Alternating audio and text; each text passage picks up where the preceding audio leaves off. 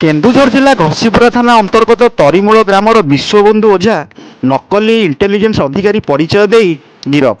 Jajpur road ଥାନା ଗୋପବନ୍ଧୁ ଛକ ନିକଟରେ ଥିବା ଆଇଡିବିଆଇ ବ୍ୟାଙ୍କରେ କେନ୍ଦୁଝର ଜିଲ୍ଲା ଘସିପୁରା ଥାନା ତରିମୂଳ ଗ୍ରାମର ବିଶ୍ୱବନ୍ଧୁ ଓଝା ବୟସ ପାଖାପାଖି 20 ହେବ ଆକାଉଣ୍ଟ ଖୋଲି ବ୍ୟାଙ୍କ ମ୍ୟାନେଜରଙ୍କୁ ନିଜ ପରିଚୟ ଦେଇ କହିଥିଲେ କି ସେ ମହାରାଷ୍ଟ୍ର ରାଜ୍ୟ ସରକାରଙ୍କ ଇଣ୍ଟେଲିଜେନ୍ସି ଡେପୁଟି ଡାଇରେକ୍ଟର ଭାବେ କାର୍ଯ୍ୟ କରୁଛନ୍ତି। ତାଙ୍କ ଆକାଉଣ୍ଟକୁ ଅଧିକ ଟଙ୍କା ଆସିବ, ସେ ଟଙ୍କା ଉଠାଇବାକୁ ଅନୁମତି ଦେବାକୁ ବ୍ୟାଙ୍କ ମ୍ୟାନେଜରଙ୍କୁ ଅନୁରୋଧ କରିଥିଲେ। ଫଳରେ ବିଶ୍ୱବନ୍ଧୁ ଉପରେ ବ୍ୟାଙ୍କ ମ୍ୟାନେଜରଙ୍କର ସନ୍ଦେହ ବଢ଼ିଥିଲା।